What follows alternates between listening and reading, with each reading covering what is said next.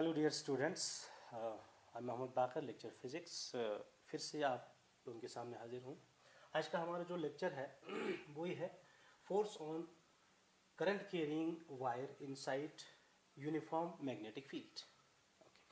तो एक current carrying conductor को हमने यूनिफॉर्म मैग्नेटिक फील्ड के अंदर रखा है। ये है, this is the uniform magnetic field B, और इसमें एक कंडक्टर है।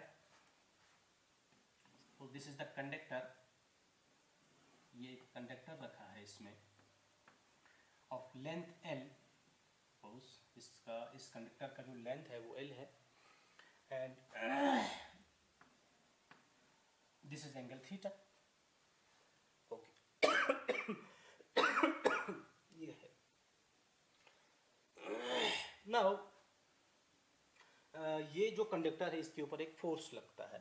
इसके थ्रू जो करंट फ्लो हो रहा है वो ये है, this is the direction of current I. ये इसके थ्रू करंट आई फ्लो हो रहा है और हमको मालूम है इलेक्ट्रॉन का जो डायरेक्शन होता है वो इधर होता है। करंट का डायरेक्शन हमेशा इलेक्ट्रॉन के ऑपोजिट में होता है। तो ये है। नाउ हम कैसे निकालेंगे कि ये जो कंडक्टर है इस पर टोटल फोर्स हम किस तरह से हम निकालेंगे। उसके लिए सबसे पहले हम क्या करेंगे, हम इस कंडक्टर का एक छोटा सा इसका एलिमेंट ले लेंगे। फिर से सपोज ये हमने एक इसका एक एलिमेंट लिया, इस एलिमेंट का लेंथ है सपोज dl है और कंडक्टर का क्रॉस सेक्शन a है। सपोज मैं यहाँ थोड़ा लिख दूंगा, a क्या है, इसमें क्रॉस सेक्शनल एरिया है, क्रॉस सेक्शनल एरिया है, और L क्या है, लेंथ है, length of conductor, length of conductor.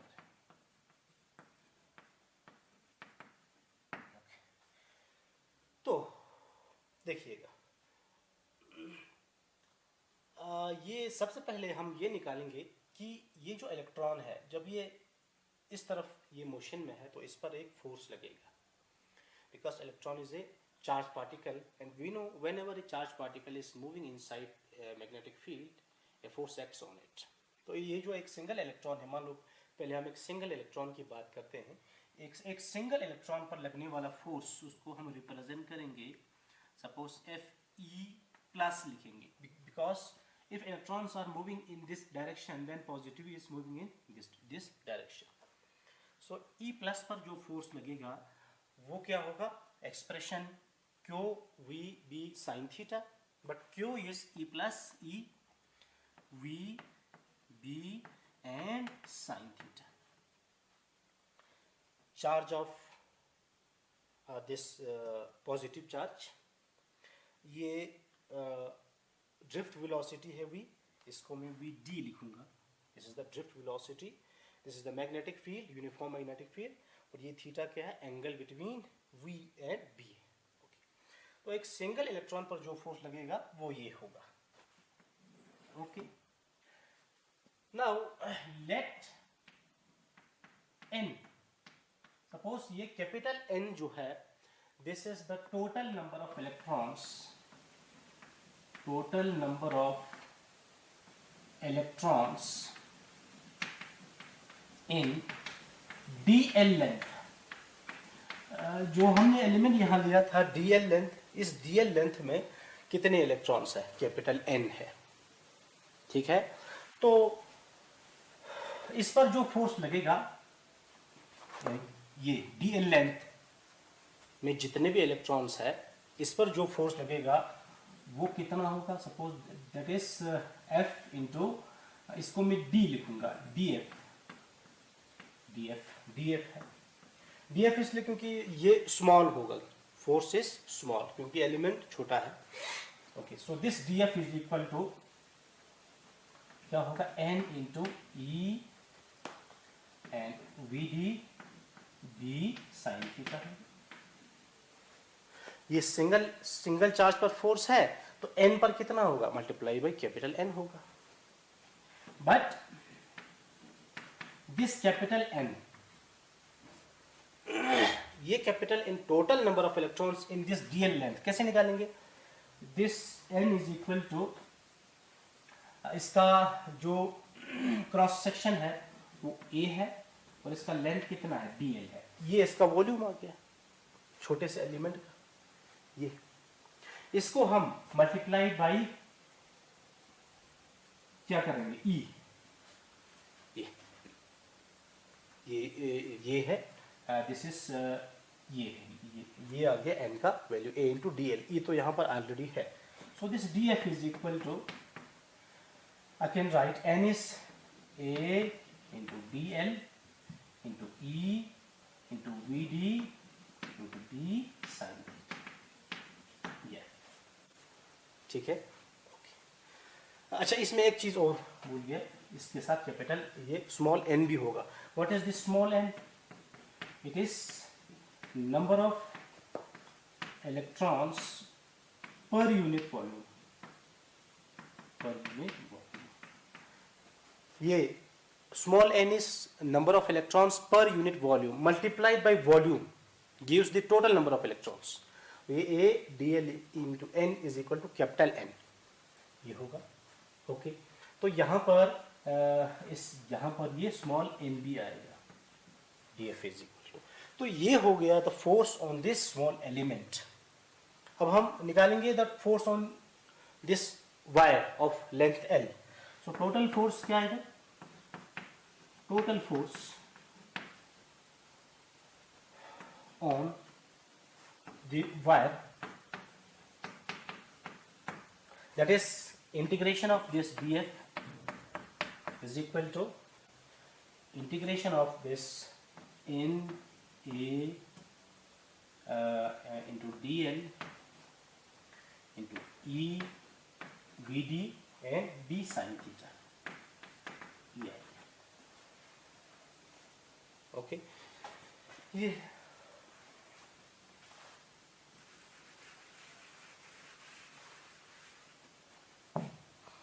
now df is f and this is equal to, अब देखिए इसमें n a e v d, n a e into v d and b sin theta, b sin theta। तो integration क्या आएगा? dl आएगा। ये सब constant है। ओके, अब इसमें ये वाला देखिएगा n a e v d, ये this is equal to I। ये सेकंड यूनिट में आप लोगों ने पढ़ा होगा करंट इलेक्ट्रिसिटी में, the relation between current and drift velocity. उसमें ये रिलेशन आता है, क्या आता है? Current is equal to n a e v d। Here this n is what? number of electrons per unit volume, area of cross section, charge of electron and drift velocity आता है। so this is equal to I and okay, so integration dl is L, so this is IL into d sin theta। ये है, इसको अगर हम vector form में लिखेंगे तो ये क्या आएगा? I into L cross B। This is the last expression. तो जो ये जो कंडक्टर है which is carrying current I, इस पर जो फोर्स लगेगा वो ये है वो एक्सप्रेशन। तो यहाँ से हम फोर्स का डायरेक्शन भी निकाल सकते हैं। कैसे निकालेंगे? L क्रॉस B से निकालेंगे, है ना। दो रूल हमारे पास है, एक तो स्क्रू रूल है, दूसरा राइट हैंड रूल है। ओके, राइट हैंड रूल में क्या करना है? मैग्नेटिक फील्ड के डायरेक्शन में राइट हैंड के फिंगर्स को रखना है और करंट के डायरेक्शन में यानी L के डायरेक्शन में आपको थंब को रखना है। तो जो पाम आपका होगा this gives the direction of the force. अच्छा, अब हम इस पर देखिए कैसे हम फोर्स का डायरेक्शन, मैग्नीट्यूड तो निकाल सकते हैं, डायरेक्शन कैसे निकालेंगे उसके लिए मैं थोड़ा आप लोगों को एक दो एग्जांपल दूंगा। Okay,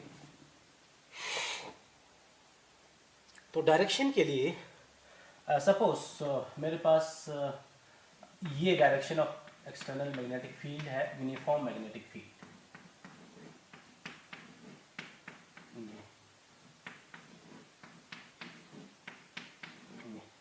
this is the direction of external uniform magnetic field. Okay, इसमें एक कंडक्टर को मैंने रखा है ये, और इसके थ्रू जो करंट फ्लो होता है वो ये है।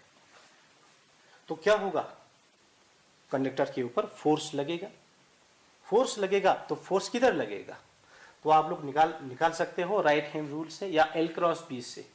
तो राइट हैंड रूल से अगर आप लोग निकालेंगे तो ये मैग्नेटिक फील्ड का डायरेक्शन इनवर्ड है और करंट उधर है, तो ये करंट ये, तो फोर्स ऊपर की तरफ लगेगा ऐसे, तो इस कंडक्टर पर जो फोर्स लगेगा उसका डायरेक्शन ये होगा। सिमिलरली अगर मैं आप लोगों को बताऊं कि ये मान लो हमारे एक्सटर्नल फील्ड का डायरेक्शन है, यूनिफॉर्म मैग्नेटिक फील्ड का डायरेक्शन है ये, डॉट और क्रॉस मैंने आप लोगों को बताया था, dot means outward, cross means inward. तो ये direction of current in the wire है, हमने एक वायर रखा और उसमें करंट का डायरेक्शन ये है, तो इस पर जो फोर्स लगेगा उसका जो डायरेक्शन होगा किधर होगा, इट इज डाउनवर्ड, ये ठीक है। ओके, तो ये है, this is all about the how can we find the direction and magnitude. Okay, तो नेक्स्ट हमारा होगा, नेक्स्ट जो हमारा टॉपिक है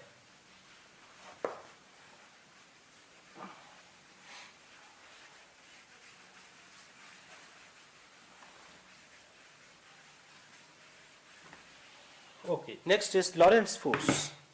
Lorentz force. So next is Lorentz force. Lorentz force. Lorentz force क्या होता है? तो Lorentz force होता है कि जब भी हम एक चार्ज को, एक मूविंग चार्ज को एक ऐसी जगह रखेंगे, एक ऐसी रीजन में रखेंगे जहां पर दोनों फील्ड है, दोनों फील्ड प्रेजेंट है, इलेक्ट्रिक फील्ड भी है और मैग्नेटिक फील्ड भी है, तो उस चार्ज पर जो नेट फोर्स लगता है due to electric and due to magnetic, तो वो जो नेट फोर्स है that force is called Lorentz force. तो simply I can write Lorentz force F is equal to force due to electric field plus force due to magnetic field, ठीक है। तो this force, this Lorentz force is equal to electric force. Electrostatics में आप लोगों ने पढ़ा है, जब भी एक चार्ज पार्टिकल है इलेक्ट्रिक फील्ड के अंदर, वेदर इज इन रेस्ट और इन मोशन, दोनों केस में इलेक्ट्रिक फोर्स लगता है, तो वो होता है Q into E, magnitude of charge multiplied by the strength of electric field. So plus magnetic force का एक्सप्रेशन आप लोगों को पता है, मैग्नेटिक फोर्स क्या होता है, QVB, QVB if theta is 90, तो हमारा एक्सप्रेशन क्या होगा, this is equal to Q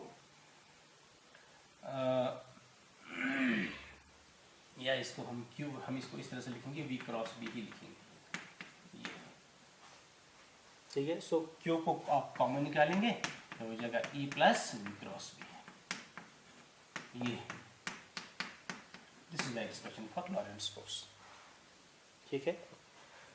अब ये जो लॉरेंट्ज फोर्स है इसमें अलग अलग केसेस आते हैं, तो सारे केसेस में बहुत डिटेल में नहीं बताऊंगा क्योंकि सारे केसेस आपको एग्जाम में नहीं आएंगे।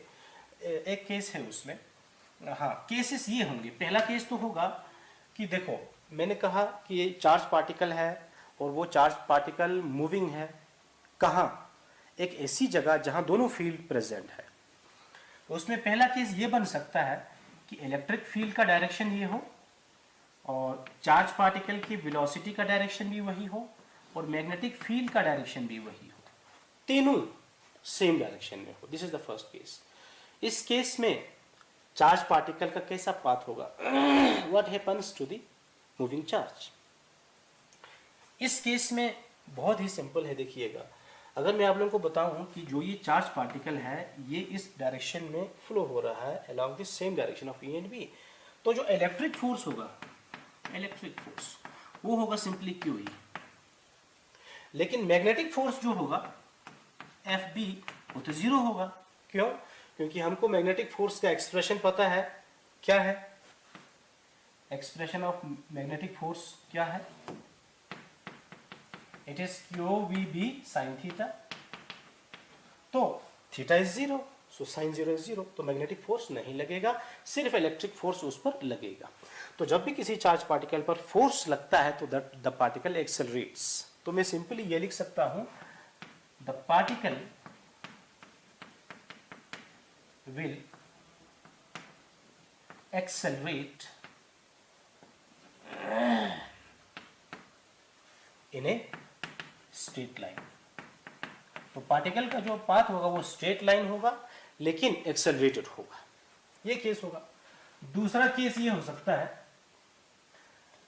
कि जो हमारा इलेक्ट्रिक फील्ड और मैग्नेटिक फील्ड ये दोनों सेम डायरेक्शन में हो, लेकिन जो चार्ज है, पॉजिटिव चार्ज है प्लस क्यू, वो इस तरह से फ्लो हो रहा है, यानी velocity is perpendicular to B as well as E. This is the second case. इस केस में क्या होगा? इस केस में भी जो इलेक्ट्रिक फोर्स लगेगा वो तो सिंपली क्यू ही होगा, ठीक है। तो the particle will accelerate due to this force, due to electric force. लेकिन मैग्नेटिक फोर्स भी लगेगा, क्यों? क्योंकि आपकी बात थीटा 90 है, 0 नहीं है। वेलोसिटी मैग्नेटिक फील्ड के 90 है, ये केस हमने पहले पढ़ा है। तो 90 होता है तो पार्टिकल का पाथ कैसे होता है? सर्कुलर पाथ होता है। तो इस केस में जो फोर्स होगा वो Q into V into B होगा, फोर्स लगेगा इस पर। तो पार्टिकल का पाथ कुछ ऐसा ही होगा, हेलिकल पाथ ही होगा फिर से, ठीक है। लेकिन हेलिकल पाथ में ये जो है ये कुछ इस तरह से होगा, ये कुछ इस तरह से होगा। यानी ये जो पिच मैंने आप लोगों को बताया था ये कांस्टेंट नहीं होगा, pitch is not constant, pitch is not constant. क्यों? क्योंकि पार्टिकल यूनिफॉर्म स्पीड से नहीं चल रहा है, पार्टिकल पर फोर्स लगता है ये, and due to this force एक एक्सेलरेशन लगता है which is F upon m according to Newton's law, ठीक है। तो ये फोर्स लगेगा, ये Q into this E divided by m, इसलिए जो ये पिच होगा ये कांस्टेंट नहीं होगा। तो ये हमारा सेकंड केस था। लेकिन जो थर्ड केस है that's very important, third case बहुत ही इंपॉर्टेंट है। इसमें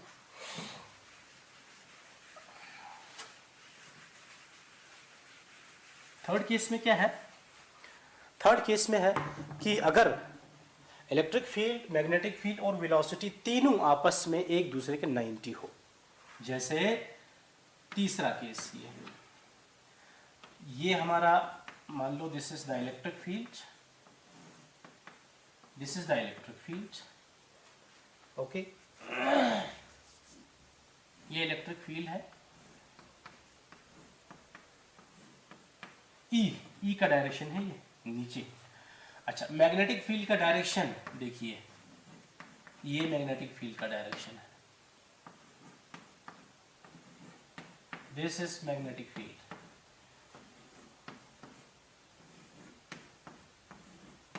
ये आप लोग समझ गए होंगे, मैग्नेटिक फील्ड इनवर्ड है ऐसा,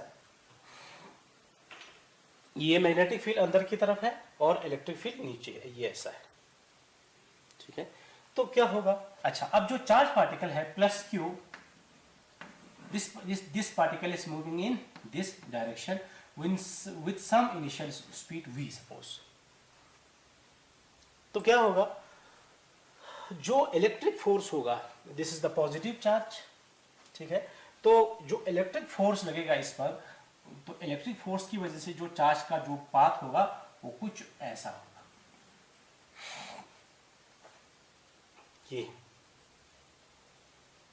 ठीक है। क्योंकि हमको मालूम है इलेक्ट्रिक फील्ड का डायरेक्शन क्या होता है, प्लस टू माइनस, ये प्लस है और ये माइनस है, तो ये प्लस के ऊपर जो फोर्स लगेगा वो डाउन होगा। तो दिस इज डाउनवर्ड पैराबोलिक कह सकते हैं इसको, ड्यू टू इलेक्ट्रिक। सेकंड, जो मैग्नेटिक फोर्स होगा, क्योंकि मैग्नेटिक फोर्स भी लगेगा इस पर, मैग्नेटिक फोर्स भी लगेगा, तो the magnetic force will try to move the particle in this direction. कैसे? आप लोग रूल से निकाल सकते हो। मैग्नेटिक फील्ड अंदर है, वेलोसिटी इधर है, तो फोर्स ऊपर लगेगा, ये ऐसे जाएगा,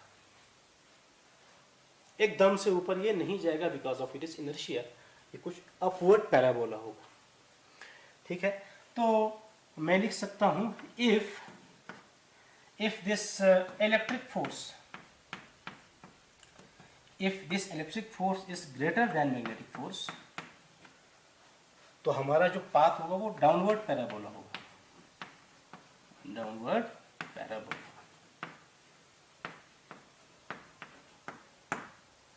and if magnetic force is greater than electric force होगा, तो हमारा क्या होगा, अपवर्ड पैराबोला होगा, अपवर्ड पैराबोला होगा। ओके, अब जो मोस्ट इंपॉर्टेंट है वो ये पॉइंट है,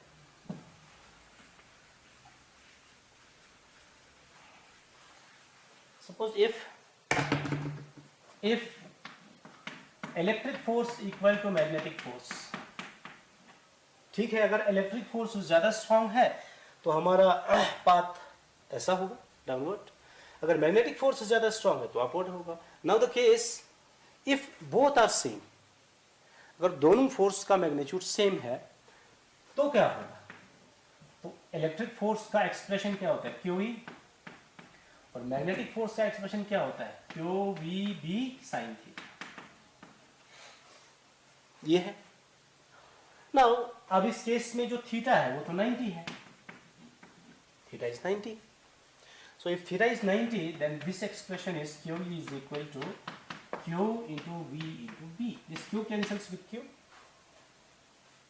ठीक है, तो क्या होगा हमारा एक्सप्रेशन, हमारा एक्सप्रेशन होगा this V velocity is equal to E upon V. This is very important result. ठीक है, यहां से हम क्या कर सकते हैं, वेलोसिटी को सिलेक्ट कर सकते हैं। सपोज आपने बहुत से चार्जेस को, करोड़ों चार्जेस को एक साथ में ऐसे फेंक दिया, सपोज विद डिफरेंट स्पीड, यानी करोड़ों चार्ज पार्टिकल्स डिफरेंट स्पीड से आ रहे हैं और हमको एक पर्टिकुलर स्पीड हमको चाहिए। सपोज हमको सिर्फ 10 वाले पार्टिकल्स चाहिए, मतलब जिनका स्पीड सिर्फ 10 ही है, तो हम उस 10 को सिलेक्ट कर सकते हैं। कैसे करेंगे आप, bye adjusting the value of E और B। ठीक है, तो hence this is also called velocity selector. This is also called velocity selector. Okay, तो ये है। अब इसमें अच्छा, अब एक और एग्जांपल आप लोगों को, अगर मैं आप लोगों को बताऊं, तो सपोज मैं आप लोगों को बताऊंगा ये एक्सटर्नल मैग्नेटिक फील्ड का डायरेक्शन है। This is the direction of external magnetic field and this is very important result, ये आगे काम आएगा ये। और मैं आप लोगों को बताऊंगा, मैंने इसमें एक ऐसा कंडक्टर रखा है रेक्टेंगुलर, और इसके थ्रू करंट का डायरेक्शन ये है, ये clockwise. Now the question is what is the net force on this loop. तो आप लोग चेक कर सकते हैं, देखिए सबसे पहले ये A, B, C and D है। अगर आप AB पर फोर्स निकालना चाहते हो तो कहाँ होगा, देखो मैग्नेटिक फील्ड अंदर है, करंट उधर है, तो इस पर जो फोर्स लगेगा वो ये होगा। इस पर क्या होगा, मैग्नेटिक फील्ड अंदर, करंट ये, तो ये फोर्स इधर होगा। इस पर फोर्स नीचे होगा, इस पर फोर्स इधर होगा। So the net force is 0। इसलिए याद रखना, जब भी एक आपके पास एक करंट कैरिंग लूप है, वो किसी भी शेप में हो, उस पर जो नेट फोर्स होता है वो हमेशा 0 होता है। ठीक है, so this is very important result, ये आप लोग नोट करके लिखिएगा। This is the net force on a current carrying loop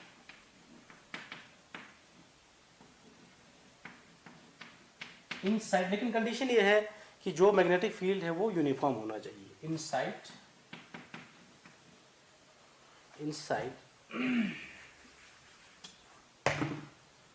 uniform magnetic field, uniform magnetic field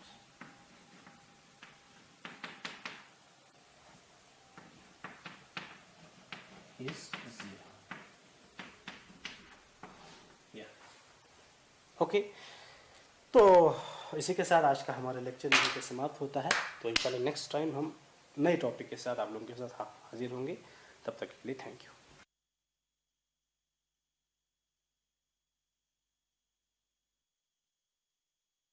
Babul